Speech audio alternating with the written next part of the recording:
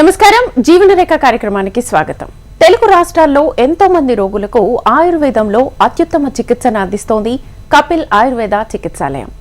ఆయుర్వేద హాస్పిటల్లో కపిల్ ఆయుర్వేద మాత్రమే 50కి పైగా పడగలతో గత 5 సంవత్సరాలుగా ఇన్ పేషెంట్స్ కి అంకిత భావంతో సేవ చేస్తూ సుమారు 7,000కు పైగా అన్ని రకాల వ్యాధులకు సంప్రదాయ కేరళ పంచకర్మ చికిత్సను అందిస్తూ అందరి మన్ననలను పొందుతోంది. సంప్రదాయ ఆయుర్వేదిక పద్ధతిలో అనుభవజ్ఞులైన డాక్టర్ల పర్యవేక్షణలో రోగి వ్యాధులను తెలుసుకుని వాటిని శాశ్వతంగా నివారించేందుకు కృషి చేస్తోంది కపిల్ ఆయుర్వేద చికిత్సాలయం. వ్యాధులను బట్టి కాకుండా పేషెంట్ శరీర తత్వాన్ని బట్టి ట్రీట్మెంట్ ఇవ్వడంలో ప్రత్యేక స్థానంలో ఉంది. ఇవాల్టి మన కార్యక్రమంలో వృద్ధాప్యంకి సంబంధించిన సమస్యలతో బాధపడుతున్న రోగులకు సలహాలు ఇచ్చేందుకు కపిల్ ఆయుర్వేద చికిత్సాలయం నుంచి పంచకర్మ స్పెషలిస్ట్ డాక్టర్ టిఎన్ స్వామి గారు మనతో పాటు ఉన్నారు. మీ సందేహాలను తీర్చుకునేందుకు స్క్రీన్ మీద స్క్రోల్ అవుతున్న నెంబర్స్ కి కాల్ చేసి డాక్టర్ గారితో మాట్లాడొచ్చు. నమస్తే డాక్టర్ గారు. నమస్తే. సో వృద్ధాప్యం అనేది అనివార్యం, అది ఎవరికైనా వస్తుంది.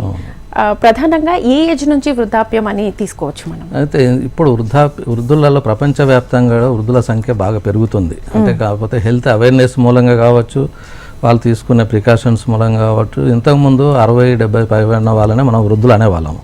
ఇప్పుడు 80 దాటితే కానీ మనం వృద్ధుల్లోకి మనం తీసుకోవట్లేదు. అంటే దీనిలో 65 to 75 ఒక ఏజ్ గ్రూప్ లాగా వృద్ధాప్యంలో, ఓల్డ్ ఏజ్, యంగ్ ఓల్డ్ అన్నట్టు వీళ్ళు. తర్వాత ఏంటంటే ఓల్డ్ ఏంటంటే 75 years to 85 years వరకు. 85 years తర్వాతనే వృద్ధాప్యంలోకి తీసుకుంటున్నాం మనం. సో ఈ వృద్ధాప్యం అనేది ఈ డిసీజ్ కాదు, ఇది మామూలుగా వచ్చే న్యాచురల్గా వచ్చే ప్రాసెస్. దీనివల్ల కాకపోతే ఏంటంటే వృద్ధాప్యంలో రిస్క్ ఫ్యాక్టర్స్ అంటే కొన్ని డిసీజెస్ రావడానికి ఆస్కారం ఎక్కువ ఉంటుంది. సో అది మనం ఏమేమి డిసీజులు వస్తాయి వృద్ధాప్యంలో, అది మనం ఈరోజు చర్చించుకుందాం. మెయిన్గా ఏంటంటే ఇన్స్టెబిలిటీ, తర్వాత ఇమ్మొబిలిటీ, తర్వాత ఇన్కాంటినెన్స్ అంటాము, తర్వాత ఇంటెలెక్చువల్. ఈ 4 అనేది వృద్ధాప్యంలో ఎఫెక్ట్ అవుతాయి. ఇమ్మొబిలిటీ అంటే ఏంటంటే వృద్ధాప్యం రాగానే కొంచెం మోకాల నొప్పులు, కొంచెం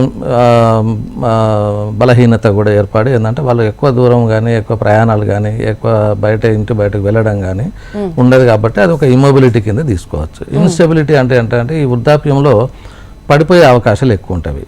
అంటే వాళ్ళకు సరిగా బ్యాలెన్స్ ఆగకుండా, కోఆర్డినేషన్ లేకుండా, అడుగులు తడబడి కానీ, సరిగా ఒక రకంగా చెప్పాలంటే సరిగా కనిపించకుండా దేనికైనా తగిలి కానీ పడిపోయే అవకాశాలు ఉంటాయి. దానివల్ల మనకు ఇంజురీస్ ప్రాబ్లం ఏర్పడుతుంది.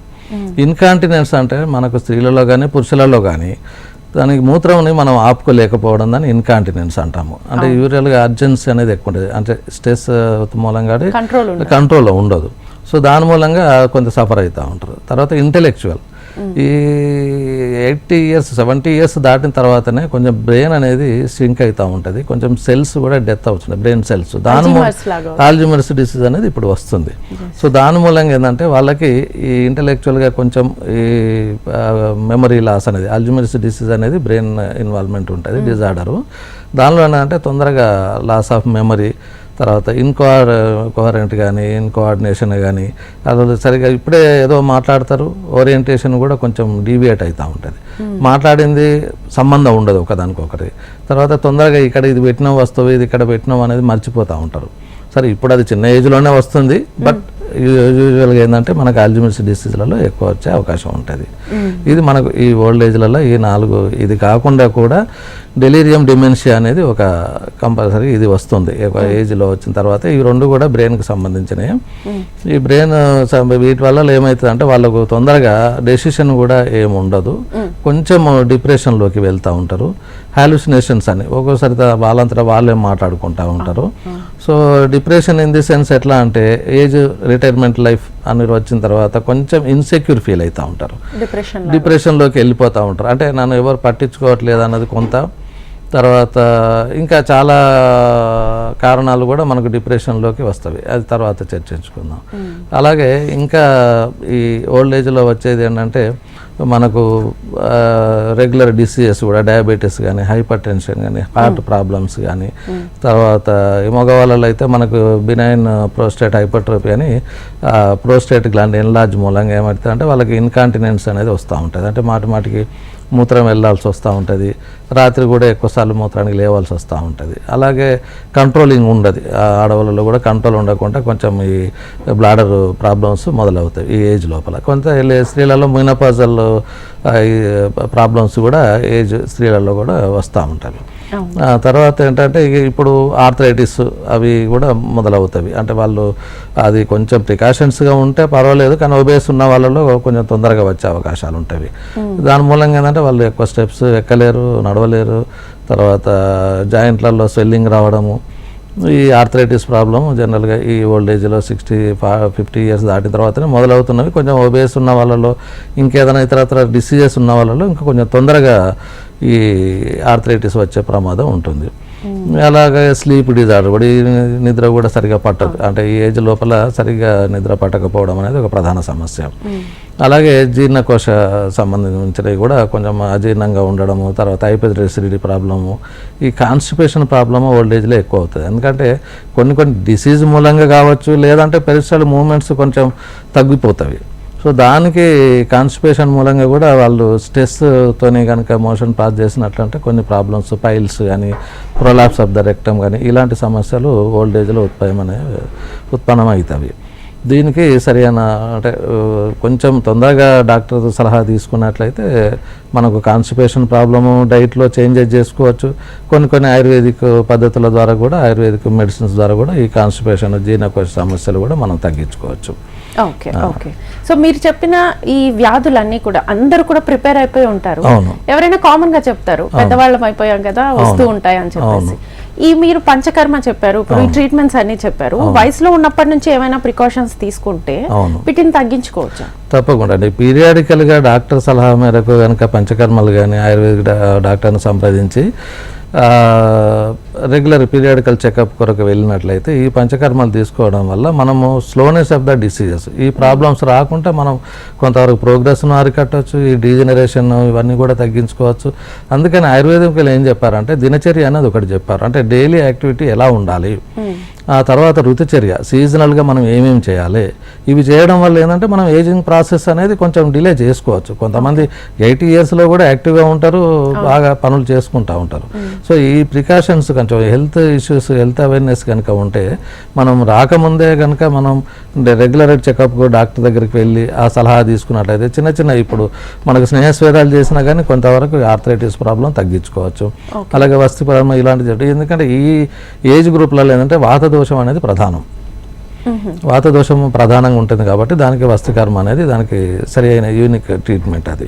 సో అది తీసుకోవడం వల్ల ఏంటంటే కొన్ని సమస్యలు రాకుండా, వెన్ను పూస మొక్కల సమస్యలు కానీ, లేదు ఆర్థరైటిస్ సమస్యలు కానీ, ఇంకా కొన్ని సమస్యలకు అది మనం తగ్గించుకోవచ్చు. అంటే ముందే కనుక మనం రెగ్యులర్గా ఇవి తీసుకున్నట్టే దినచర్య కానీ, ఋతుచర్య కానీ, ఎందుకంటే దినచర్యలో కూడా మనం ఎప్పుడు లేవాలి, ఏం తీసుకోవాలి, ఏం ఆహారం తీసుకోవాలి, ఏమేమి పనులు చేయాలి, ఎప్పుడు మనం నిద్రపోవాలి, ఎప్పుడు మేలుకోవాలి, ఆ సీజనల్గా ఎలాంటి డైట్ తీసుకోవాలి, ఏ సీజన్లో ఎలాంటి, ఇప్పుడు సీజనల్ ఫ్రూట్స్ వస్తూ ఉంటాయి, సీజనల్ డైట్ ఉంటుంది, అవన్నీ పాటించేది ఉంటే మనం we can postponement or ageing ప్రాసెస్ను మనం డిలే చేసుకోవచ్చు. ఎందుకంటే మనకు దినచర్య లోపలనే మనకు అభ్యంగం చెప్పారు, అంటే శరీరానికి ఆయిల్ రాసుకోమని, అలాగే కంట్లో మనకు ఆయిల్ వేసుకోమని, ముక్కులలో ఆయిల్ వేసుకోమని, చెవులలో ఆయిల్ వేసుకోమని. దీని మూలంగా ఏంటంటే సెన్స్ ఆర్గన్స్ అన్ని కరెక్ట్గా పనిచేస్తాయి. ఎందుకంటే ఓల్డ్ ఏజ్ రాగానే ఫస్ట్ థింగ్ చూపుకి మందగిస్తుంది, ఆ తర్వాత డెఫ్నెస్, ఇయర్స్ పని చేయకుండా పోతుంది.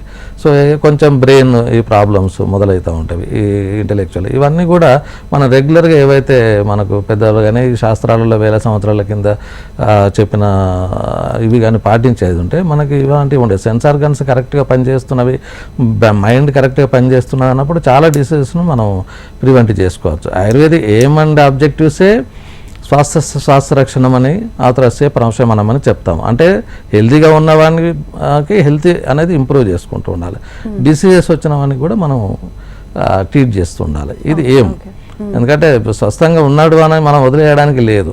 ఎందుకంటే అన్లెస్ డిసీజ్ ఫ్రీ ఉంటేనే తప్ప మనం హెల్తీ పర్సన్స్ అనలేము మనం అది.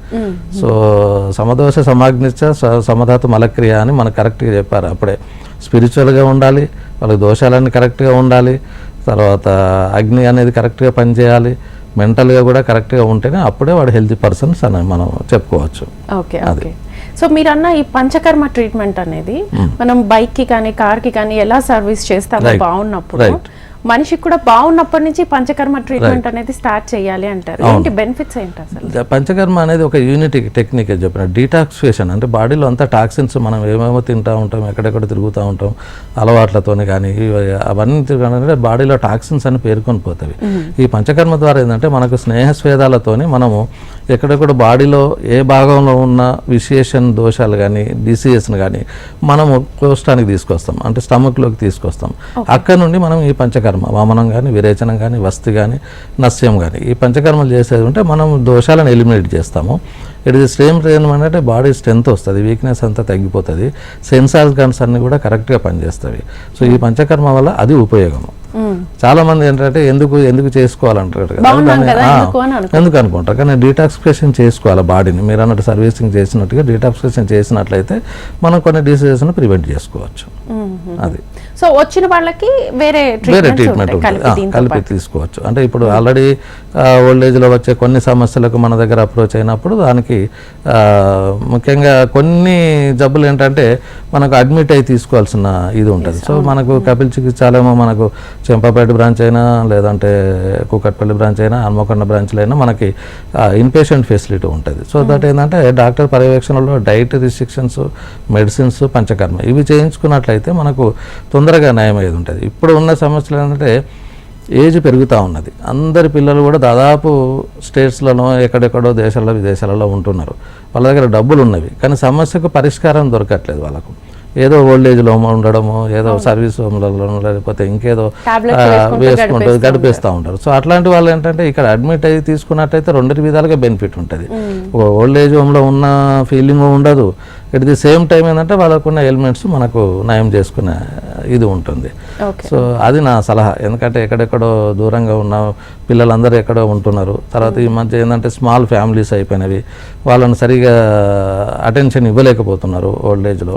సో వాళ్ళకు మనం ఇలాంటి ప్రదేశాలలో మనకు ఎక్కడో అంతకుముందు కేరళకి వెళ్ళి ఇలాంటి ట్రీట్మెంట్ తీసుకునేవాళ్ళు. సో ఇప్పుడు మనకు అవైలబిలిటీ ఏంటంటే ఇన్పేషెంట్ ఫెసిలిటీతో ఉన్న ఆయుర్వేదిక్ హాస్పిటల్స్ చాలా తక్కువ. సో దానికి మన కపిల్ ఆయుర్వేద చికిత్సాలయం ఉపయోగించుకుంటే దానికి తక్కువ ఖర్చుతోనే ఎక్కువ బెనిఫిట్ పొందొచ్చు. ఎక్కువ. ఓకే. ఇప్పుడు పెద్దవాళ్ళు ఏజ్ అయిపోయిన వాళ్ళు కనుక మీ దగ్గరకు వస్తే ఎలాంటి ట్రీట్మెంట్స్ ఇస్తారు? అంటే వాళ్ళకున్న డిసీజ్ని బట్టి ఎలాంటి జాగ్రత్తలు తీసుకోవాలని చెప్తారు? అండ్ వాళ్ళు జాయిన్ అవ్వాల్సి ఉంటుందా? దేనికి జాయిన్ అవ్వాల్సి ఉంటుంది? అంటే వాళ్ళు కొంతమంది ఏంటంటే కొంచెం ఈ ఇంటెలెక్చువల్ ప్రాబ్లమ్, మెమరీ లాస్తోనే కొంతమంది సఫర్ అవుతూ ఉంటారు. అంటే ఏజ్ మూలంగా వచ్చే దాని కొరకు దానికి మా దగ్గర ప్రత్యేకంగా యూనిక్ ట్రీట్మెంట్స్ ఉన్నాయి. అంటే శిరోధార కానీ శిరో పిచ్చు కానీ ఆల్రెడీ అలోపతి వాడుతుంటారు, అది వాడుకోవచ్చు. అది డాక్టర్ సలహా మేరకు ఏదైనా క్రానిక్, ఇప్పుడు హైపర్ టెన్షన్ ఉన్నది, హార్ట్ పేషెంట్స్ ఉంటారు, డయాబెటీస్ ఉంటారు, ఇవి మా పర్యవేక్షణలో అవి తీసుకుంటూ కూడా మన ఆయుర్వేదిక్ పంచకర్మ ట్రీట్మెంట్ తీసుకోవచ్చు. ఓకే సార్, కంటిన్యూ చేద్దాం. కాలర్ ఉన్నారు, రాజేష్ సూర్యాపేట నుంచి. నమస్తే అండి. నమస్తే మేడం. నమస్తే, చెప్పండి సార్. నమస్తే సార్. నమస్తే, చెప్పండి సమస్య చెప్పండి. నా కాలు కొద్దిగా ఇది ఫ్రాక్చర్ అయి ఉండే సార్. అయితే అది కొద్దిగా రెండు బోన్స్ మధ్యలో చిన్న గ్యాప్ ఉంది, అది గ్యాప్ జాయిన్ కావట్లేదు సార్. ఎంత వయసు మీది? నాది 40 సార్. 40 years. ఓకే. సో ఇలాంటి వాళ్ళకి ఏంటంటే మనకు ఫ్రాక్చర్ ఇంజురీస్ అనేది పెద్ద సమస్య. ఎందుకంటే ఈ ఇంజురీస్ అయినప్పుడు మనకు ఆయుర్వేదిక్ చికిత్సాలయంకి వచ్చేదంటే దీన్ని కూడా మనం ట్రీట్మెంట్ చేయొచ్చు. ఎందుకంటే ఆల్రెడీ అయిపోయి ఉన్నది, బోన్ యూనియన్ కావట్లేదు అంటున్నారు. దానికి తగిన చికిత్స మనము హాస్పిటల్ విజిట్ చేసేది ఉంటే పరీక్ష చేసి ఎంతవరకు అవసరం ఉన్నది, ఎంతవరకు మనం నయం చేయగలుగుతాం అనేది సలహా ఇవ్వచ్చు. ఓకే. సో ఇప్పుడు వృద్ధాప్యంలో అసలు వాళ్ళు ఎలాంటి ఆహార నియమాలు పాటించాలి? వాళ్ళు వృద్ధాప్యంలో జనరల్గా వాళ్ళకు డైజెషన్ ప్రాబ్లమ్ ఉంటుంది. అంటే సరిగా జీర్ణం కాకపోవడానికి సరి అయిన డైట్ ఒకటి తీసుకున్నట్టయితే ఫైబర్ డైట్, ఎందుకంటే కాన్స్టిపేషన్ ప్రాబ్లం కూడా ఉంటుంది. సో అలాంటిది ఏంటంటే మనకు ఫైబర్ డైట్, రిచ్ న్యూట్రియంట్స్, అంటే బ్యాలెన్స్డ్ డైట్ లాగా తీసుకోవాలి. ఎంత క్వాంటిటీ అని కాదు, ఎంత క్వాలిటీ ఫుడ్ తీసుకుంటున్నాం అనేది. దట్టు ఏంటంటే బ్రేక్ చేసి, అంటే మార్నింగ్ బ్రేక్ఫాస్ట్ ఉండాలి, మధ్యాహ్నం లంచ్ ఉండాలి, ఈవినింగ్ స్నాక్స్ ఉండాలి, నైట్ మళ్ళీ డిన్నర్ ఉండాలి. అది కూడా ఏంటంటే డిసీజెస్ ఏమైనా ఉండేది ఉంటే వాళ్ళకు దాని డైట్ చార్ట్ ప్రకారంగా డయాబెటీస్ వాళ్ళు ఉన్నారు దానికి ఒక డైట్, హైపర్ టెన్షన్ వాళ్ళు ఉన్నారు దానికి ఒక సాల్ట్ తక్కువ చేసుకోవడానికి కొరకని అట్లా ఆ డైట్ మేము ఇన్ పేషెంట్ వాళ్ళకైతే మేము ఆల్రెడీ డైట్ చార్ట్ ఇస్తాము. అలాగే వచ్చిన వాళ్ళకి కూడా ఓపీలో డైట్ రిస్ట్రిక్షన్స్ మేము చెప్పి పంపిస్తూ ఉంటాం. ఓకే ఓకే సార్, కంటిన్యూ చేద్దాం. వసంతరావు హైదరాబాద్ నుంచి ఇంకో కాలర్. నమస్తే అండి. హలో వసంతరావు గారు మాట్లాడండి డాక్టర్ గారితో. డాక్టర్ గారు నమస్కారం అండి. నమస్కారం, చెప్పండి. నమస్కారం అండి. నా ప్రాబ్లం ఏంటంటే న్యూరో ప్రాబ్లం సార్. న్యూరో ఎంత వయసు? సర్వైకల్. నా వయసు 64 years. Okay, retired employee, government employee. Okay. అయితే నాకు ప్రాబ్లం ఏమైందంటే 2012లో 2 పాదాలు, అరిపాదాలు, చేతులు తిమ్మిర్లు ఎక్కినాయి సార్. తిమ్మిర్లు మెల్లమెల్లగా రేడియేట్ అవ్వకుండా వచ్చినాయి.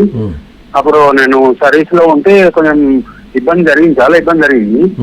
హాస్పిటల్కి వెళ్తే సర్వైకల్ ఆపరేషన్ చేశారు సార్. ఓకే.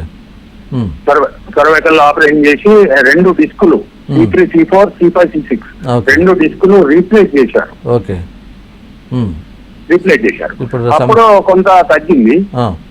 ఇప్పుడు 22 డిసెంబర్ లో మళ్ళీ same problem rise sir. Okay okay. మళ్ళీ కూడా ఇప్పుడు మళ్ళీ సేమ్ సర్వైకల్ ఆపరేషన్ చేశారు. 1 year అయింది. పోయిన డిసెంబర్ లో, మొన్న కాకపోయిన డిసెంబర్ లో చేశారు సార్. అయితే అది పెద్దగా ఎఫెక్ట్ కాలేదు. నాకు ప్రాబ్లం ఏంటంటే 2 పాదాలు ఇవి ఉంటాయి సార్, నమ్నెస్ ఉంటుంది. ఓకే. డయాబెటీస్ ఉందా ఏమన్నా? Sugar and diabetic and BP 2 ఉన్నాయి సార్. 2 ఉన్నవి. ఓకే. 2 కంట్రోల్లో ఉంటాయి. టాబ్లెట్స్ వాడతాను. Okay okay. అయితే ఇప్పుడు ఆయుర్వేదిక చికిత్స ఎప్పుడైనా తీసుకున్నారా మీరు ట్రీట్మెంట్? నేను ఎప్పుడు తీసుకోలేదు సార్. ఇవన్నీ కూడా ఇప్పుడు మీకు పోస్ట్ ఆపరేటివ్ కూడా అంటే ఆపరేషన్ చేసిన తర్వాత కూడా ఈ సమస్యలు ఉత్పన్నమవుతున్నాయి. ఈవెన్ నీ రీప్లేస్మెంట్ అయిన వాళ్ళకి, స్పైనల్ ప్రాబ్లమ్ ఇట్లా లామినెక్టమ్ అయిన వాళ్ళకి ఈ సమస్యలు మళ్ళీ ఉత్పన్నమవుతున్నాయి. ఇది కాకుండా ఉండాలంటే మనకు ఆయుర్వేదిక్లో మనకి స్పెసిఫిక్ ట్రీట్మెంట్స్ ఉన్నవి. గ్రీవవస్థ అని, కటివస్థ అని, స్పైన్ ప్రాబ్లంకి అలా చేయడం వల్ల ఒకటి. తర్వాత డయాబెటీస్ కూడా కంట్రోల్లో ఉండుకోవాలి. ఎందుకంటే ఇప్పుడు ఓల్డ్ ఏజ్లో ఇది కూడా ఒక ప్రాబ్లమే, పెరిఫెరల్ న్యూరోపతి అని. అంటే మనకు స్పర్శ అనేది కొంచెం తక్కువ ఉంటుంది ఈ డయాబెటీస్ వల్ల. కానీ ఓల్డ్ ఏజ్లో కూడా పాదాల దగ్గర కానీ అది కేర్ తీసుకోవాల్సి వస్తుంది. సో అది దానివల్ల మనం కొంచెం ఈ ఇంజురీస్ కాకుండా చూసుకోవచ్చు. అట్లాగే ఇప్పుడు అతను చెప్పిన సమస్యకైతే మనం ట్రీట్మెంట్ మన బ్రాంచ్లలో కూడా అన్ని దగ్గర మనకు అవైలబుల్ ఉన్నది. ఇంకా హైదరాబాద్లో ఉంటున్నారు కాబట్టి ప్రతి మంగళవారం కూడా మనకు ఫ్రీ కన్సల్టేషన్ కూడా ఉంది. అది చాలా మందికి తెలియదు, అది కూడా ఉపయోగించుకోవచ్చు. Okay, very nice. సో ఇప్పుడు ఓల్డ్ ఏజ్లో ఎప్పుడు స్టార్ట్ అయినప్పటి నుంచి మామూలుగా రెగ్యులర్ గా పరీక్షలు చేసుకోవాలి అని చెప్తుంటారు కదా, ఏజ్ నుంచి స్టార్ట్ చేయాలి? ఇప్పుడు కొంచెం అవేర్నెస్ అనేది ఇప్పుడు మూలంగా ఏంటంటే 50 సంవత్సరాలు రాగానే చాలామంది ఈ మధ్య ప్యాకేజీలని అదని కొంచెం తీసుకొని చేసుకోవడం మూలంగా కొంతవరకు బెనిఫిట్ పొందుతున్నారు. ఎందుకంటే మనకు అప్పటి వరకు కూడా ఒక్కొక్కసారి మనకు షుగర్ ఉన్నదని తెలియదు, మనకు వేరే ఏమైనా ఇంకా ఇతరత్ర ఎంత హిమోగ్లోబిన్ ఉన్నది, ఏమున్నది, ఆర్థరైటిస్ అని, కొలెస్ట్రాల్ ఎంత ఉన్నది, ఇవన్నీ కూడా పరీక్షలు చేయించుకోవడం అనేది నా అడ్వైజ్ ఏంటంటే 50 సంవత్సరాల తర్వాత రొటీన్ ఇన్వెస్టిగేషన్స్ చేయించుకోవచ్చు.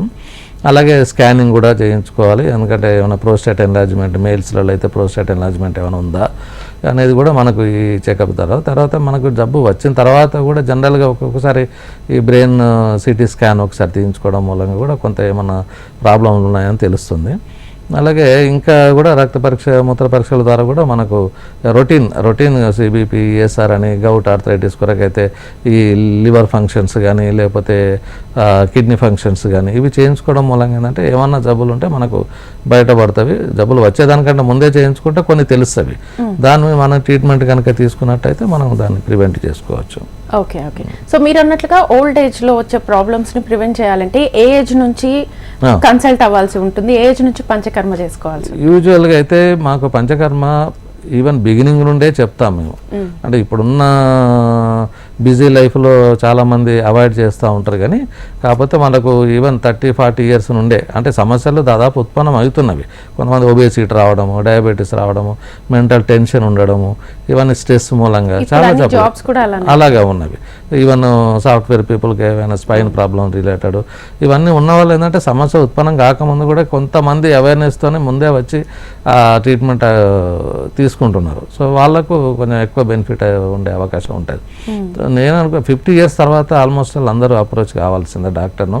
రెగ్యులర్ చెకప్స్, ఆ తర్వాత వాళ్ళకున్న స్ట్రెస్ మూలంగా ఎలాంటి రావచ్చు అనే జబ్బులు రావచ్చు అనేది, స్ట్రెయిన్ మూలంగా ఎలాంటి వాళ్ళ అక్యుపేషన్ రీత్యా ఏమైనా డిసీజెస్ ఏమేమి రావచ్చు అనేది మనం కన్సల్ట్ అయ్యి వాళ్ళ సలహా తీసుకున్నట్లయితే, రెగ్యులర్గా పంచకర్మ పీరియాడికల్ చేసుకున్నట్లయితే ఇంతకుముందు చెప్పినట్టుగా మనం అన్ని డిసీజులను కూడా మనం కొంతవరకు ఫ్రీ హ్యాపీ లైఫ్ లీడ్ చేయొచ్చు. డిసీజ్ ఫ్రీ ఉండే అవకాశాలు ఉంటాయి జబ్బు వచ్చిన తర్వాత కంటే ముందే చేసుకుంటే. ఓకే, సో ఈ పంచకర్మ అనేది ఎంత టైం పడుతుంది? అయితే ఒక్కొక్కసారి ఏంటంటే మనకు డిసీజన్ బట్టి నిర్ణయించాల్సి వస్తుంది. ఒకవేళ జనరల్గా ఏదంటే మనకు 15 రోజుల నుండి 20 రోజుల వరకు, 21 రోజు వరకు మనం ట్రీట్మెంట్స్ ఉంటాయి. అంటే స్టేజ్ వైజ్ ఫస్ట్ 7 days ఒక రకం, తర్వాత 7 days ఒక రకం, తర్వాత 7 days ఒక రకం. సో అది డిసీజన్స్ని బట్టి మేము నిర్ణయం చేస్తాము. అయితే జనరల్గా ఓల్డ్ ఏజ్లో వచ్చిన ప్రాబ్లమ్స్కి ఎలా తీసుకోవాలి, తర్వాత ఏమేమి ట్రీట్మెంట్స్ అడ్వైజ్ చేయాలనేది కన్సల్ట్ అయితే కానీ ఆ డిసీజెస్ ఆల్రెడీ ఒక ఆర్థరైటిస్ ప్రాబ్లం ఉందనుకోండి, దానికి మనం ఒక 15 రోజుల నుండి 21 రోజు వరకు ట్రీట్మెంట్ తీసుకోవడం వల్ల మనకు స్పైన్ ప్రాబ్లం ఉన్నది, దానికి కూడా అంతేగా. ఓకే ఓకే, సో ఈ ట్రీట్మెంట్స్ ఇస్తున్న టైంలో మీరు వాళ్ళకి ఫుడ్ డైట్ ఏం చెప్తారు? అవును, డైట్ అనేది చాలా స్ట్రిక్ట్గా ఉంటుంది ఆయుర్వేదిక్లో. ఈవెన్ ఇంటర్నల్ మెడిసిన్స్ కూడా తీసుకునేటప్పుడు కూడా వాళ్ళకి మెయిన్గా అంటే డిసీజ్ ఆల్రెడీ డయాబెటిక్ ఉన్నదంటే ఆ డయాబెటిక్ డైట్ తీసుకోవాల్సిందే. తర్వాత యూజువల్గా మేము అడ్వైజ్ చేస్తే వెజిటేరియన్ ఫుడ్ అడ్వైజ్ చేస్తాము. మోర్ ఫైబర్ ఫుడ్, సాల్ట్ తక్కువ, స్పైసీ ఫుడ్ తక్కువ, ఆయిల్ ఫుడ్ తక్కువ, ఇవన్నీ జనరల్గా ఇచ్చే అడ్వైజే మేము కూడా ఇస్తూ ఉంటాము. దాని కనుక ఫాలో అయితే చాలా మటుకు మనం, ఎందుకంటే ఇప్పుడున్న వృద్ధాప్యంలో పొద్దున్న లేవగానే వాళ్ళు కనీసం ఒక 5 నుండి 6 రకాల టాబ్లెట్స్ వాళ్ళు తీసుకోవడం మొదలైంది. ఎందుకంటే ఒకటి డైజెషన్ పనిచేస్తున్నప్పటి వరకు మనకేం తెలియదు. ఇక తర్వాత ఏంటంటే పొద్దున మార్నింగ్ లేవగానే ఈ వృద్ధాప్యంలో ఇది ఒక ఇన్సెక్యూర్ కూడా ఉంటుంది. అంటే వాళ్ళకు ఎకనామికల్గా, సోషల్గా కూడా మనం పిల్లల దగ్గర నుండి కానీ అందరి నుండి కానీ మనం సపోర్ట్ ఇవ్వాల్సి వస్తుంది. ఎందుకంటే ఒక్కొక్కసారి వాళ్ళకు తక్కువ నెలకు ఒక 5-6 వేలు మినిమం అన్న వాళ్ళకు ఖర్చు వస్తుంటుంది కేవలం మెడిసిన్స్ కొరకే. ఎందుకంటే అది కూడా ఒక రకమైన డిప్రెషన్లోకి పోతూ ఉంటారు. ఎందుకంటే వాళ్ళ దగ్గర డబ్బులు ఉండకపోవచ్చు, వాళ్ళ పిల్లల్ని అడగాల్సి వస్తుంది, వాళ్ళు కొంత కేర్ తీసుకోవచ్చు, కేర్ తీసుకోకపోవచ్చు, ఏమంటారని మనం ఇవన్నీ కూడా సమస్యలు చాలా వృద్ధాప్యంలో ఫేస్ చేస్తూ ఉన్నారు. దీని కొరకు అంటే నా సలహా ఏంటంటే ఫ్యామిలీ మెంబర్స్ నుండి మాత్రం సపోర్ట్ ఉండాల్సిందే. ఎందుకంటే వాళ్ళు కూడా ఒక తర్వాత ఎప్పుడో ఒకసారి వృద్ధులు కావాల్సిందే, వాళ్ళు కూడా అదే కేర్ ఉండాల్సిందే. కాకపోతే స్మాల్ ఫ్యామిలీస్ కావడం మూలంగా కొంత అటెన్షన్ ఇవ్వలేకపోతున్నారు. ఎందుకంటే రిటైర్డ్ కాగానే ఏంటంటే వాళ్ళ గ్రాండ్ చిల్డ్రన్ చూసుకోవడానికి, తీసుకుపోవడానికి, స్కూల్కి తీసుకుపోవడానికి ఇంత మట్టుకే యూజ్ చేసుకుంటూనే ఉన్నారు. అది కూడా లేకుంటే మనం బెడ్ సిక్ అయినప్పుడు తీసుకునే కేర్ అనేది చాలా ముఖ్యం. ఎందుకంటే వాళ్ళు తిన్నారా, ఎప్పుడు ఫుడ్ తీసుకున్నారు, ఏం కావాలి, బయటకు వెళ్తారా, ఇలాంటి కేరింగ్ అనేది చాలా ఇంపార్టెంట్. ఎందుకంటే బెడ్ సిక్ అయిన తర్వాత ఓల్డ్ ఏజ్లో వచ్చే ఇంకొక మేజర్ ప్రాబ్లం ఏంటంటే బెడ్ సోర్స్. సో ఊరికే పడుకోవడం ఉండే మూలంగా ఏమవుతుందంటే అల్సర్స్ ఫామ్ అవుతుంది. అది కేర్ తీసుకోకపోతే చాలా సఫర్ అవుతూ ఉంటారు. సో అందుకని ఆ బెడ్ సోర్స్ కాకుండా చూడడం అనేది వాళ్ళ కొంచెం మోరల్ సపోర్ట్ అనేది కావాలి. సరే, ఇవాళ రేపు ఏంటంటే చాలా ఓల్డ్ ఏజ్ హోమ్స్ ఉన్నవి, అక్కడ కూడా వెళ్తాయి. అంటే కొంతమంది కేర్ తీసుకున్నా కానీ అక్కడికి వెళ్ళే మూలంగా ఆ ఏజ్ గ్రూపుల వాళ్ళకు కొంచెం హ్యాపీనెస్ దొరుకుతుందని వెళ్ళే వాళ్ళు కూడా ఉన్నారు ఇప్పుడు. సో అది కొంత మనం ఇంటి దగ్గరనే ఆ సపోర్ట్ కనుక ఇవ్వగలిగితే, మనం కేరింగ్ కనుక తీసుకోగలిగితే అది వాళ్ళకు మనం సపోర్ట్ చేసినట్లయితే. అవును అవును. సో ఇప్పుడు చాలా అలోపతిలో అయితే ఇన్సూరెన్స్ కి వెళ్తారు, చేసుకుంటారు అని ఉంటుంది. బట్ ఆయుర్వేదకు వస్తే పంచకర్మ అనేది చాలా కాస్ట్లీ, ఇది చాలా రోజులు ఉండాల్సి వస్తుంది, ఈ డబ్బును భరించే కంటే ఇన్సూరెన్స్ కి వెళ్ళిపోదాం అనే వాళ్ళు చాలా. అయితే ఇన్సూరెన్స్ ఫెసిలిటీ కొరకు మేము కూడా ప్రయత్నం చేస్తున్నాం. ఒకటి, రెండోది ఏంటంటే చాలా కంపెనీలు కూడా మనం దగ్గర ట్రీట్మెంట్ తీసుకున్న వాళ్ళు ఆ బిల్స్ కానీ అది కానీ పెట్టుకున్నట్టే వాళ్ళు రియంబర్స్మెంట్ చేసుకునేచ్చు. మన సెంటర్లలో ట్రీట్మెంట్ తీసుకున్న వాళ్ళకి వాళ్ళు ఆ విధంగా చేసుకోవచ్చు. ఇన్సూరెన్స్ కూడా మనకు చాలా కంపెనీలు కూడా ముందుకు వస్తున్నవి. త్వరలో అది కూడా మనకు అయిపోతుంది. Okay okay. సో గవర్నమెంట్ నుంచి ఈ సహాయం గవర్నమెంట్ నుండి కూడా కొన్ని పాలసీలు కూడా వచ్చినవి ఈ మధ్య ఓల్డ్ ఏజ్లలో.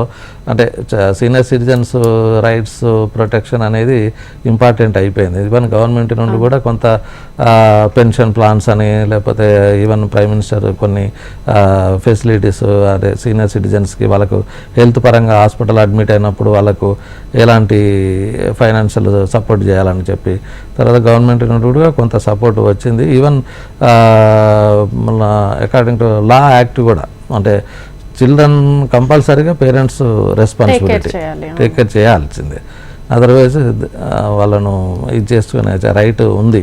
సో అది కంపల్సరీగా చిల్డ్రన్ అనే వాళ్ళు కూడా వాళ్ళు అది దృష్టిలో పెట్టుకొని పేరెంట్స్కి ఎలాంటి, ఎందుకంటే ఫైనాన్షియల్ సపోర్ట్ అనేది చాలా ముఖ్యమైనది. అందుకనే కొంతమంది ప్లాన్గా ఏంటంటే పిల్లలకి ఏమి ఇవ్వకుండా మొదలే వాళ్ళు ఉన్నంత వరకు వాళ్ళు ఏదైతే ఎర్న్ చేసుకున్నారో వాళ్ళ దగ్గరే ఉంచుకొని వాళ్ళకి అవసరం పడ్డప్పుడు ఓల్డ్ ఏజ్లో అది యూజ్ చేసుకుంటారు. ఒక్కొక్కసారి సడన్గా కొన్ని లక్షల రూపాయలు కూడా అవసరం పడవచ్చు, అంటే సర్జరీ లేక కానీ హాస్పిటలైజేషన్ అయినప్పుడే కానీ. సో అటువంటిప్పుడు ఏంటంటే వాళ్ళకి ఇన్సెక్యూర్ ఫీల్ అవుతూ ఉంటారు. సో వాళ్ళు సంపాదించింది వాళ్ళ దగ్గర ఉంచుకొని తర్వాతంతరమే పిల్లలకు వచ్చే విధంగా చేసుకుంటే అదొక సేఫ్ సైడ్ ఉన్నట్లయితే. అవునవును.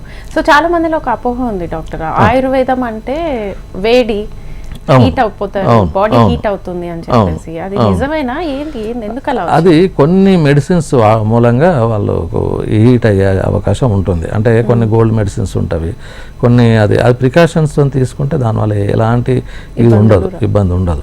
ఎందుకంటే మనకు ఆయుర్వేదిక్లో ఇమ్యూనిటీ డెవలప్మెంట్ గురించి కొన్ని మెడిసిన్స్ ఎప్పటి నుండో వాడుకోవచ్చు అని చెప్పారు. సో కాకపోతే ఏంటంటే కొంతమందిలో అపోహ, అంటే అపోహ అని కాదు, మీరు క్వాలిఫైడ్ డాక్టర్ దగ్గరికి వెళ్ళినప్పుడు ఆయన అన్నీ వాళ్ళకు ఏ దోష ప్రధానంగా ఉన్నది, ఏ మెడిసిన్స్ ఇస్తే వాళ్ళకి హీట్ కలగదు, ఒకవేళ హీట్ కలిగినట్లయితే దాన్ని అనుపానంగా ఏం తీసుకోవాలి, ఏ మెడిసిన్ యాడ్ చేయాలి, ఇదంతా కూడా మాకు ఒక 5 సంవత్సరాల కోర్సులో మాకు ఇదే చెప్పేది. అందుకనే వీలైనంత మటుకు క్వాలిఫైడ్ డాక్టర్ దగ్గరికి వెళ్ళి మనం చెకప్ చేయించుకున్నట్లయితే ఈ వేడి అనేది సమస్య ఉత్పన్నం కాదు. Okay okay, thank you so much doctor. చూసారు కదండి, ఇది ఇవాల్టి జీవనరేఖ కార్యక్రమం. నమస్తే.